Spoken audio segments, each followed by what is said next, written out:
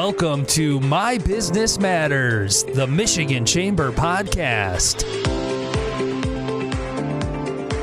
Welcome to My Business Matters, the podcast of the Michigan Chamber of Commerce. This is where we have meaningful conversations on the issues shaping our state's future. What does it really take to prepare students for today's workforce? And are we starting early enough? Today we'll explore a new approach to workforce readiness. AP Career Kickstart is a set of courses developed by the College Board in partnership with the U.S. Chamber of Commerce based on significant research and feedback. Joining us today to unpack the issues are Jeff Metz. He's a Michigan business leader, prominent manufacturer focused on talent development, and Alyssa Chudnofskey. She's the executive director of the College Board. She's helping to shape this new program. Welcome to the show. Thank you. Thank you. Jeff, I'd like to start with you. I think we hear a lot about workforce shortages, tight labor markets all across Michigan nationally. And I'm wondering, you're an advanced manufacturer. One, if you could explain a little bit what that is so people know what your perspective is coming from. Tell us a little bit about Dowding Industries at your business and what you're seeing, how you're dealing with the talent shortage. Sure.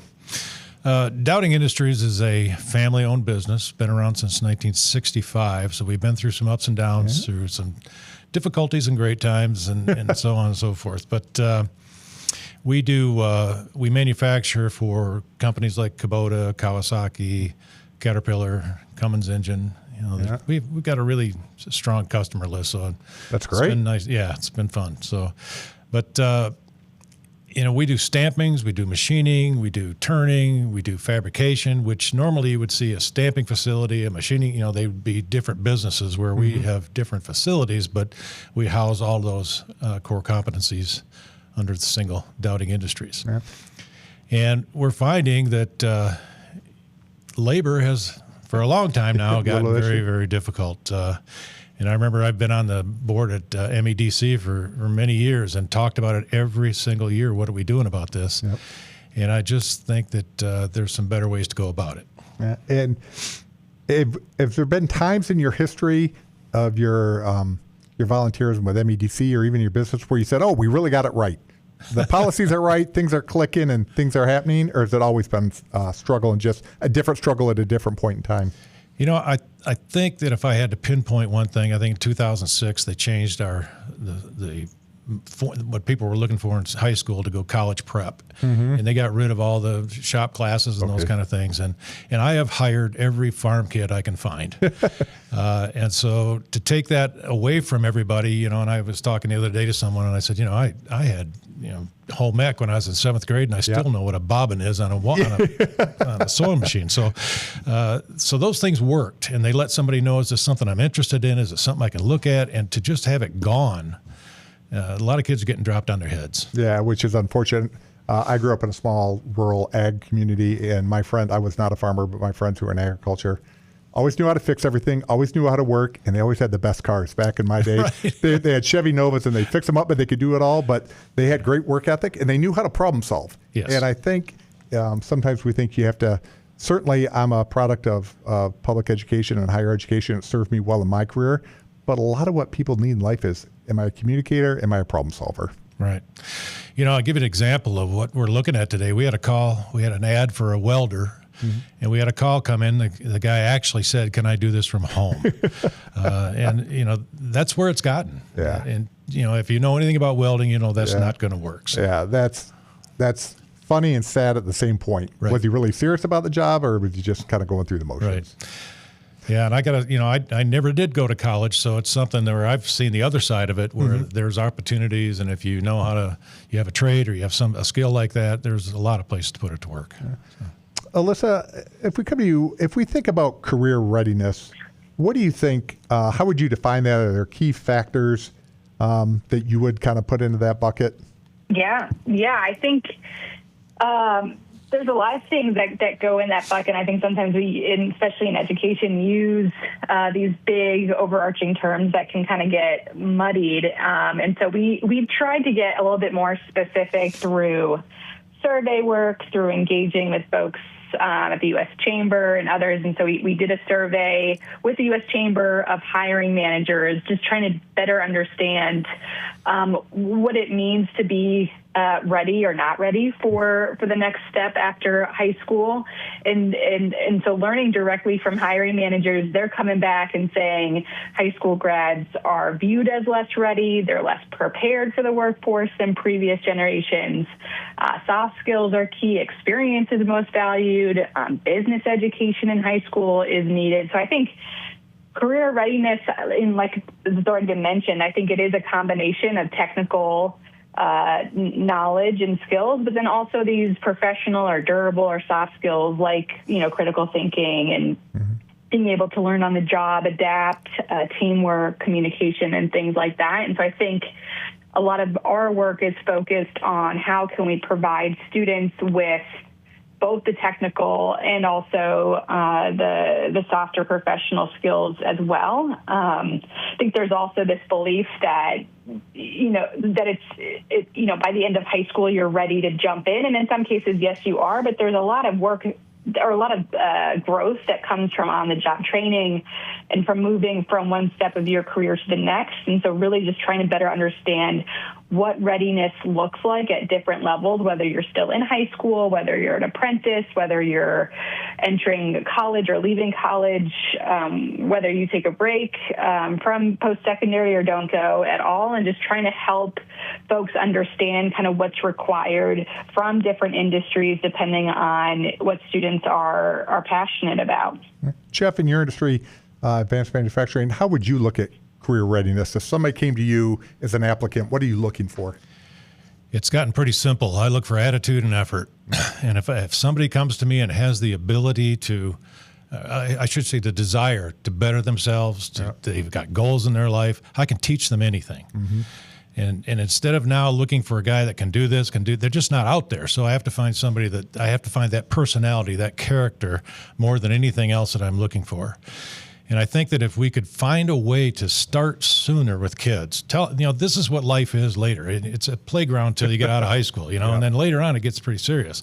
And if I knew in junior high that if I'm not planning on going to college, I ought to think about that now and what am I planning on doing and what can introduce me to that. And I think that we've got all kinds of ideas about how to get people into a workforce, but there's too many ideas. I mean, I think we need to zero in on this is an avenue that is here. I look at LCC and I look at this the deal out in Mason where you can go get trained on anything. I would make that part of a curriculum in junior high school. You have to go at least a half a semester or a semester out there to see if you like anything, and you got to do something in that arena like we had to do home ec. Yeah. No, I can't disagree with you at all. I completely agree. I know when I was growing up, I could pretty much list on a legal pad the jobs that I was considering. Now kids are coming out of school and the job they may have in 10 years isn't even conceived of, let alone created right now, because the industries are just changing so much with technology. It seems like you're focusing on the right attributes about, do you have the right attitude? Are you willing to learn? Do you have a desire to excel in a career? And that's what it takes. Yeah. Alyssa, you're part of a new program called AP Career Kickstart. Can you kind of tell us why that was developed, how it's developed, what goes into it? Yeah, of course. So one of the reasons we built out this new program, and really what Career Kickstart is generally when we build out an AP course, we work with high school teachers and college faculty to ensure that courses are aligned to college level coursework and competencies. The big difference with this program is that we've had employers at the table, industry at the table, 2-year programs, 4-year programs. It really responding to what students and families have asked of us, which is to make sure that we're providing different pathways for students, some who want to go into the services, some who want to go straight into the workforce, some that want to work part-time while they're getting their degree or going into training programs. And so we focused on starting with 2 programs, one in cybersecurity, one in business with personal finance, with the goal of trying to find sectors or topics where we felt like students could have multiple pathways, regardless of what they wanted to do after high school. The courses are a lot more hands-on and scenario-based and really connecting to, relevant examples so that students are understanding, I taught middle school, and one of the biggest questions was always, how does this connect to anything else, basically. And so what we're really trying to do is students learn something and then they apply it right away. So it's a very much learn, apply situation. And hopefully we're able to ensure that the things that they're learning are aligned to different occupations, and getting feedback from employers and through partnerships with folks like the U.S. Chamber and state-specific chambers has been really helpful to do that. For an AP course, an advanced placement course, those are for high school kids, correct? That's correct. And the ones that you're offering and things that are in Kickstart, would you say those are only for students who are, college prep and they're planning to go to college, or could they be for anybody regardless of what their future plans are?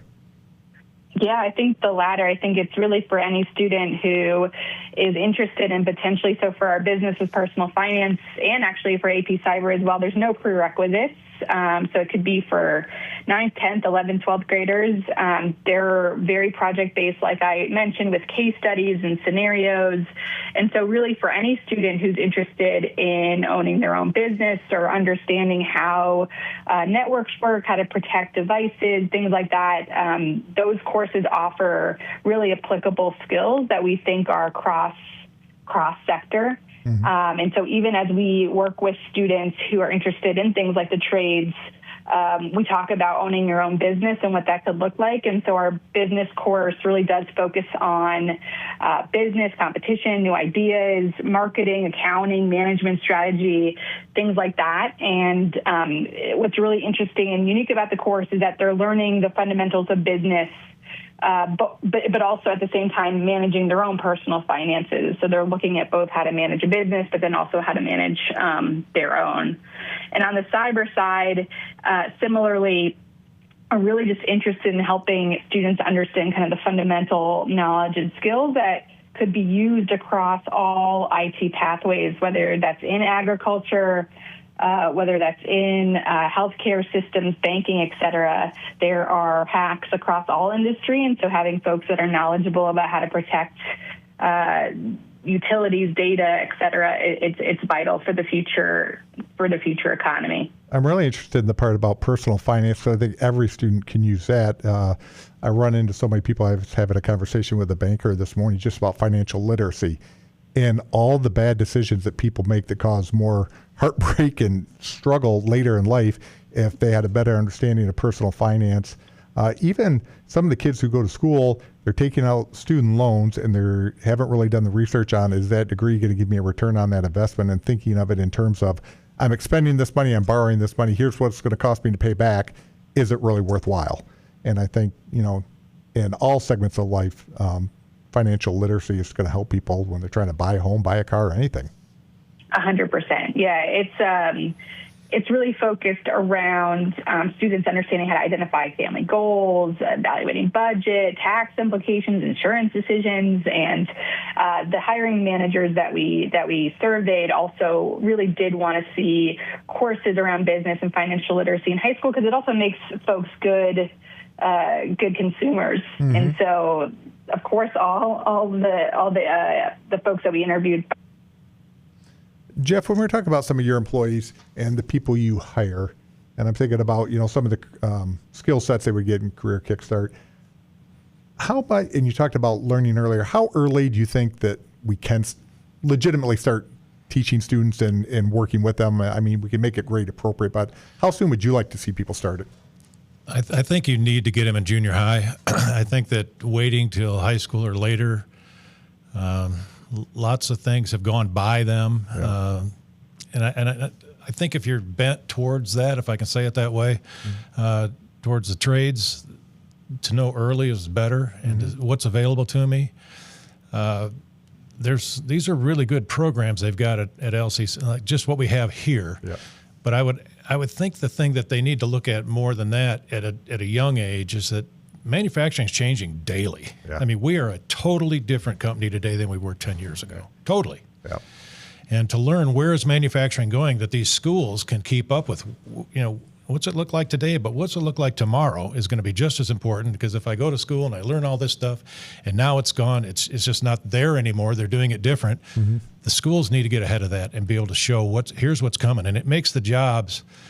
I went and talked at one of the high schools in town here, and everybody that I talked to, what are you going to do when you get out? I'm going to be I'm going to make games or whatever they do, and that's where their thinking is, because that's what they're doing and that's what's exciting to them. But I think that same stuff, the same technologies where you're thinking and you're using your brain to program things, like, we started putting all this technology and the robotics into our company, and our goal was not to get over 200 people. Yeah. And so when we started talking about bringing in automation, everybody got really nervous. I mean, what's going to happen to my job? Well, we didn't lose a single person. What we did is we took welders who were hand welders, and they began to make robots, program robots, install robots, do different things that couldn't be done with robots, and it's all in-house. And so it's really interesting to watch their careers absolutely change before their eyes. And it wasn't that hard to do. Yeah, so you're just taking their skill set, making it more efficient, and more production for the organization. And they make more money, and the value they bring is unbelievable. Yeah. So. Is it still, when you're dealing with schools or working, are there still internships or externships available? I know when I grew up, like we talked a little bit about, used to have vocational education training, and I would learn how to work on a lathe, or you take auto mechanics, or all these different things. They had some in manufacturing, architecture even. I'm wondering, do schools ever come to you and say, hey, what are you looking for in a good employee? And is there something we could do? Or, hey, I've got, Sally or Johnny over here. They're really interested. Do you have something for them in the summer? Actually, out in Eaton Rapids, it's a small community, and we do have that at the school there. They've sent several kids down that have worked there during the summer, or they worked there during the school year. And like you, when I was a kid, you could do that in school. You could go to work, you got paid at work, and you got credit for going to work. And that's actually what I did. I went to work in a factory, and it's interesting that I wound up owning a manufacturing company. So it's kind of been kind of a hands-on thing, and it's really, really a good thing to see with these kids coming in, and neat to see what their thoughts are, what their dreams are, what their visions are, and what they're willing to do to get it done. As you mentioned, manufacturing certainly changed over the last 10, 20, 30 years. How many people are surprised when they maybe come into a manufacturing facility now, advanced manufacturing, and what their perception is to what they're going to see to what actually happens? I would love you to come in and take a look. I'm going to take a look. Yeah, there's robot arms going everywhere. I mean, it's just, it is a whole different. When I was in high school, when you graduated, you went to work at Oldsmobile if you weren't going to college. I mean, that was what you did. And, it was kind of dirty, and it was kind of smoky, and it was this and that. And manufacturing has just all changed. It's not pristine, but it's not like your grandfather's manufacturing. Yeah. And so technology, it's changed in a few years. I can't imagine in 10 years what it's going to look like. So. Yeah, and like we talked before, it's hard to envision a future, what you'll do when you don't know what the future is going to be. Right. And so if we can train them the best way to be flexible, adapt to change, have a basic skill set that is transferable. I know a few years ago, I don't think it panned out the way they thought, but when we had a downsizing in the auto industry, we had a nursing shortage. And they said, okay, we're going to train everybody to be nurses. Now, I don't think that one quite panned out the same, but I think it does across a lot of industries where you can take your skill set and transfer it to another industry.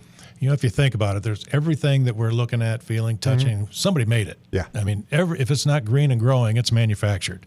So there's opportunity. There's an abundance of opportunity. And Mike Rowe has made this kind of a interesting talking point to where he's taken away the stigma of not having a college education and going to work in the trades. Yeah. And I think this is where everything is. I talked to a guy that's the head of the submarine division for the Pacific, and he was on his way to Australia to spend a few years down there. And he said, I need 700 welders today. Yeah. I mean, this is what's out there. And my nephew, he went to work as a electrician. He's going to go to college, but he wanted to get a trade. He's got something in his pocket. He can use it all over the world. Good for him. And then he's going to go to college after and he has his trade now. But you look at these kids starting out at Consumers Power. I mean, $150,000 a year starting out. It's incredible what's available, and they don't really even understand the types of dollars that can be made in the trades. Well, I think it's not really part of our conversation today, but I think one area where we've worked with the Michigan Chamber is trying to work on, and if you look at Mississippi, they've done this. A lot of their gains in education have been around counseling and really getting kids the opportunity to be counseled. In Michigan, I don't think we have enough counselors, and far too many of them have to operate more like a social worker than a true career counselor. And if we can really get the kids the knowledge, should they be taking AP classes like Alyssa's working on, or can they get an internship, in how to get them focused on a career.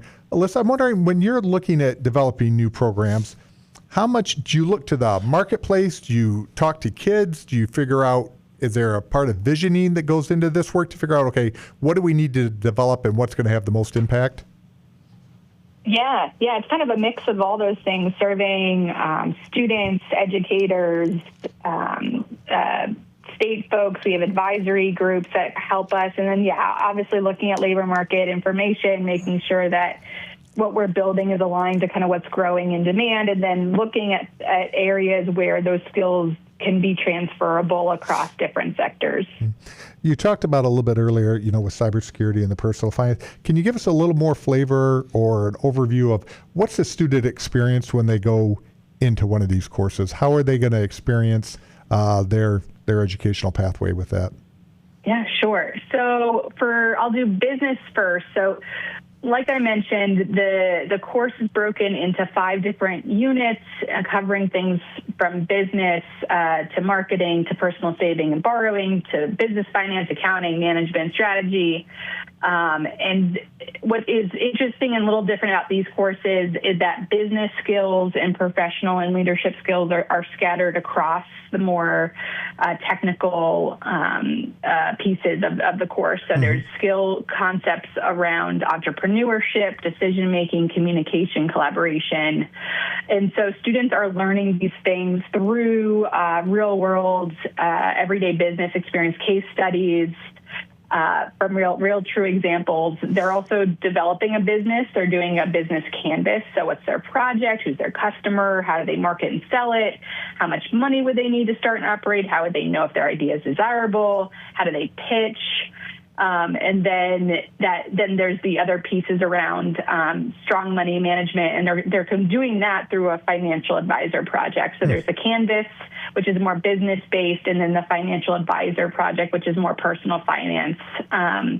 Cybersecurity similarly has a number of scenarios that's tying what they're learning to specific examples around security, securing spaces, networks, devices, applications, things like that. And similarly, they have some professional skills mapped across the units as well. So what I think is hard, one thing we're also focusing on is how do we help students communicate the skills that they're gaining. We have a lot of teachers that say, we learned about, how to mitigate risk or how to analyze risk, but students don't know, or they're building teamwork or collaboration skills. They don't know how to articulate that in an interview setting. And so we really want to help students understand that, hey, if you're communicating concepts when you're helping, detect attacks, that is a skill, is communication. And so really being more pointed in how we help students understand. I think it seems like a little thing, but I actually think it's going to have a big impact. And if I recall correctly, too, AP courses can help, kids who want to go on to higher education, help cut the cost a little bit because it transfers and they get credit at the college level, correct? That's right. Yep. There's tuition savings from being able to skip that first 100 level course. What type of feedback do you get from parents? I'm amazed by how many parents kind of tell their kids, hey, don't take too much rigor in high school because it'll hurt your grade point and then you won't get into college. But when I talk to college admissions officers, they'll say, we want to see the child take as much rigor as possible and step up to the plate and deliver. Yeah, I would say it's a mix, and it depends a lot on, to your point, the counseling that students are getting about what they want to do and kind of what steps need to be taken based on different programs they're interested in. And I think, honestly, it's really hard for students to navigate. It's really hard for parents to navigate. And it's hard, and the more, one of the good things about adding more opportunities, hopefully in schools around kind of breaking down the silos between college and career is a good thing, but it does put more pressure on counselors and teachers to kind of be able to do everything. How do I expose my students to college pathways while also making sure that I'm incorporating, work-based learning or apprenticeship opportunities, internships, while also letting them know how their decisions are going to open doors or close them based on what they want to do. It's just a lot to put on counselors and parents. Yeah, it's hard for them to kind of blend that all together. But I think you do want kids to have the opportunity to be as well-rounded as possible and undertake any challenge they have. And as we talked, internships and things like that are such a benefit to kids to get some real 100%. Experience of what's a day in the life of and learn a skill there. Jeff, from an employer standpoint, as you hear Alyssa talk about the AP Kickstart, do you think those type of courses can have benefits to kids? Are they going to help prepare them? Are they things that you think as an employer say, okay, I think maybe we'll have some kids coming out of high school a little more prepared for the real world? No, absolutely. I think, she talks about the entrepreneurs, and I think everybody ought to be responsible for a payroll once in their life. Yeah. It changes your mindset. A couple of things I've noticed growing up, I'm at a ripe old age now where I've learned some things through the years, and every person that I've ever run into in my life that is good at math has been successful. Mm-hmm. And I think any of these things where you're teaching someone to think, teaching someone to use what they've, they're not just mentally lazy, they're putting things to work. I didn't understand math would be that important to me in high school. Yeah. If somebody would have said, this takes math, this, if you're going to be a tool maker, if you're going to, trigonometry, all of that stuff. And we don't really realize what's coming ahead of us once we get out of high school or once we get out of college. What's the real world like? And I think the more that you can introduce someone to these programs, and this is reality, this is what it's about, I think it helps immensely. And, you can take a rock and throw it in the first building it hits, say, what's the biggest problem you've got in here? And one of the top 3 answers is going to be labor. Yeah. And so to understand that labor market and how do we get that labor market to where it fits into society and becomes a productive piece of it, it's a huge help. So. Yeah, talking to business leaders across the state, I can tell you talent attraction and retention is always the number one issue. Yeah. And it's not just do we have the people in the state, it's out of the available population to hire, are they qualified? Are they skilled? Do they have the right attitude? Are they willing to come to work and try to help move an organization forward? Well, consider this. I was on the MEDC board for years, mm-hmm. and if I'm on MEDC, I would love to be able to go to a company thinking about coming in here and saying, we have a trained workforce ready for you now. Mm-hmm.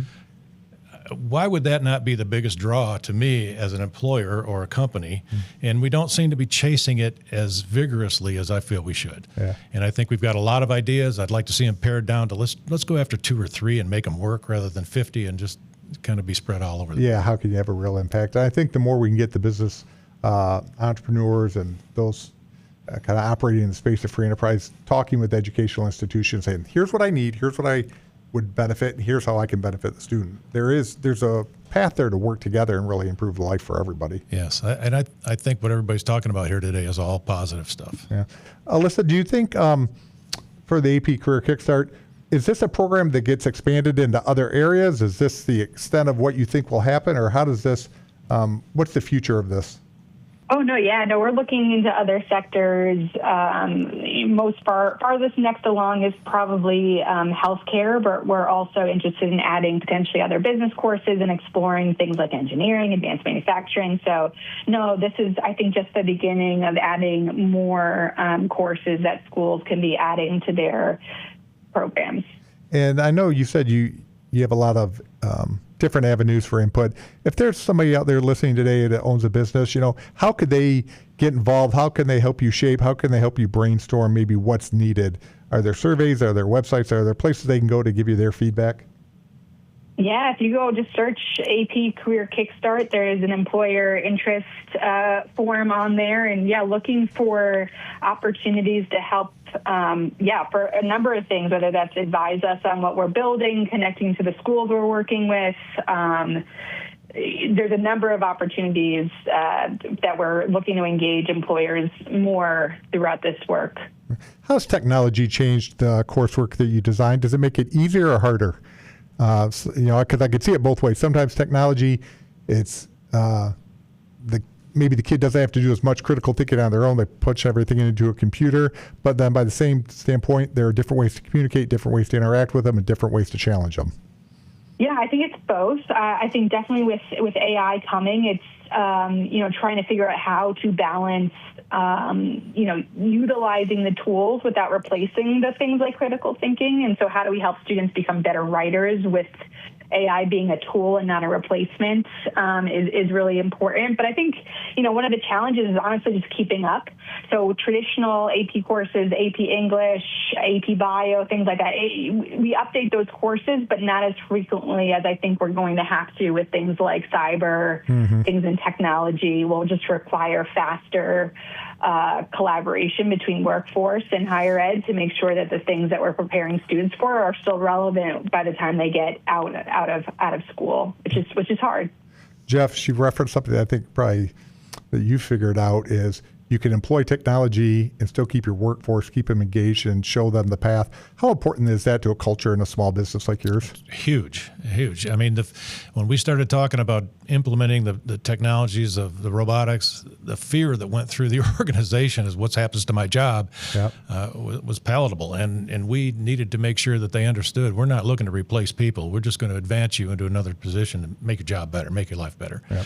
And so it's a big deal. And I think that you have to start with culture. What's your culture? You got to identify that pretty definedly. I mean, you need to understand who you are, where you're going, what you're going to do, and how do we take the best care of these people that we can possibly do. Nothing's ever going to replace that human. Yeah. I mean, they're the best piece of technology we have. And so just to make sure they're secure and they know where we're going and they can be a part of that growth too. Yeah, it seems like the most successful businesses are the ones that do protect their culture and they're disciplined in it, and they make sure that it's about the greater good of interacting. And all the employers I know, they want to be wonderful employers. They want to make sure that they take care. Yeah, exactly. And I think that's where the business community right now, with this new sense of populism, has taken it on the chin a little bit. I think people are missing the point that if you have a strong business community, you have stronger families, and if you have stronger families, everybody's doing better. Yes. We're kind of getting to the end, but I had one question, and Alyssa, we'll start with you, is if there are policymakers listening today, whether they're local, state, federal, what is one thing you want a policymaker to think about or focus on as they think about how they should be dealing with workforce issues? Yeah, I think at the high school level, the biggest challenge has just been that the policies for academics, core academics, advanced academics, has just been separated from the policies around career and technical education, around workforce, around a number of things, and kind of having them so separated from a policy perspective actually makes it really hard on the implementation side. So not to get too wonky, but even just helping students be recognized for doing career-connected learning that is also giving them college credit might seem like a very low-lift thing, but based on different policy incentives, based on different infrastructure or school systems, it's actually not that easy to do in some cases. And so really just kind of thinking about policies that can help,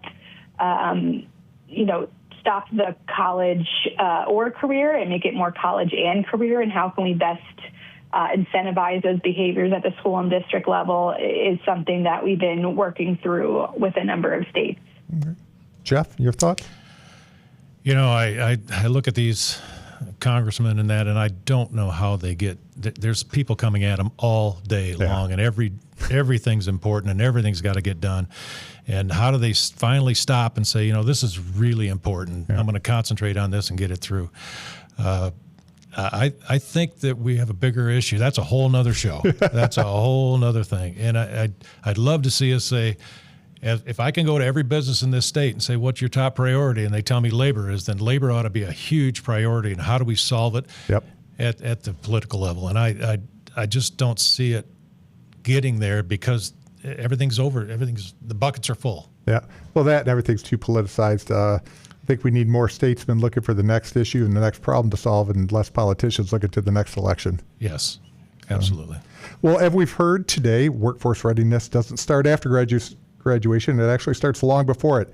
As Michigan looks to strengthen its talent pipeline, let's bolster efforts like AP Career Kickstart to better connect students with meaningful, in-demand career opportunities and meet the needs of today's employers and economy. A special thanks to Jeff and Alyssa for their expertise today and for all that they're doing. Thanks to all of you for listening, and make sure to learn more. You can get involved by going to michamber.com/Career Kickstart.